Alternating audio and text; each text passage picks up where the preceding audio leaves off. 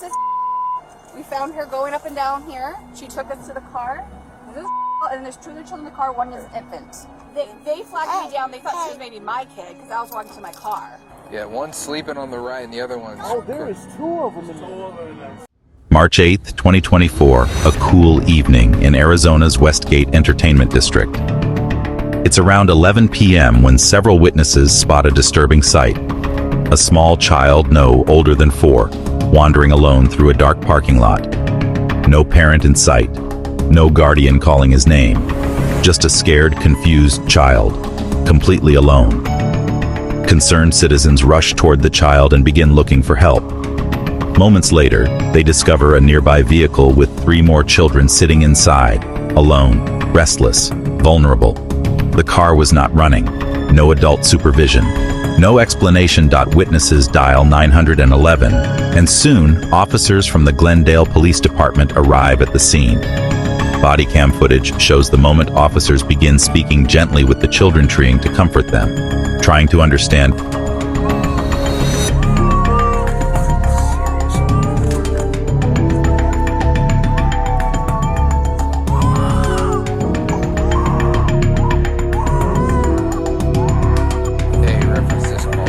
Where their parents are.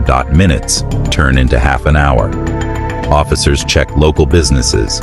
They walk block after block, hoping to find any trace of the parents. But the children remain alone, frightened, hungry, and cold.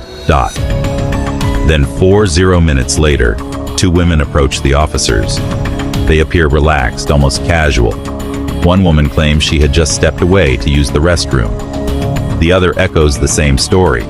"We were only gone for 10 or 15 minutes, she says. Officer on Bodycam.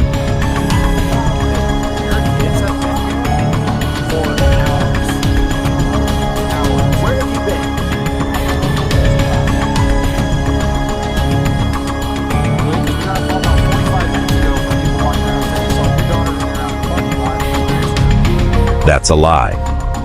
We've been standing with these kids for over 45 minutes by themselves. Immediately, the situation grows even more serious. The officers note that both women smell strongly of alcohol. Their speech is slurred, their balance unsteady. When questioned, they allegedly admit to drinking at a nearby bar, leaving their young children alone in the car during their night out. And as officers search the vehicle more closely, they uncover another troubling detail. A bag of marijuana sitting in the glove compartment within easy reach of the children. The children involved were heartbreakingly young. One just 3 years old, another 4. The remaining 2 were toddlers, still strapped into car seats. These were not just brief moments of negligence. This was an act of recklessness that could have had deadly consequences. Glendale firefighters were called in to ensure the children's safety.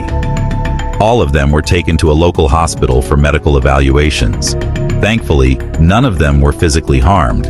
But the trauma, the fear, and the betrayal they experienced, those are wounds that may not heal so easily. Both mothers were arrested at the scene. They now face multiple charges, including child endangerment and possession of marijuana. Their actions that night not only endangered the lives of 4 innocent children, but also served as a terrifying reminder of what happens when parental responsibility is abandoned for selfish indulgence. In a statement, the Glendale Police Department said, "We're thankful to the Good Samaritans who stepped in and did the right thing. It's a strong reminder. Leaving kids alone, especially while under the influence, is not only irresponsible, it's illegal." This story isn't just about one night of bad decisions. It's about the lives of 4 innocent children who deserved safety, love, and protection, not fear, loneliness, and neglect. If you ever witness a child left alone or in danger, don't hesitate. Call for help. Be the voice that speaks for those who can't. To report child endangerment, contact your local authorities or child protective services immediately.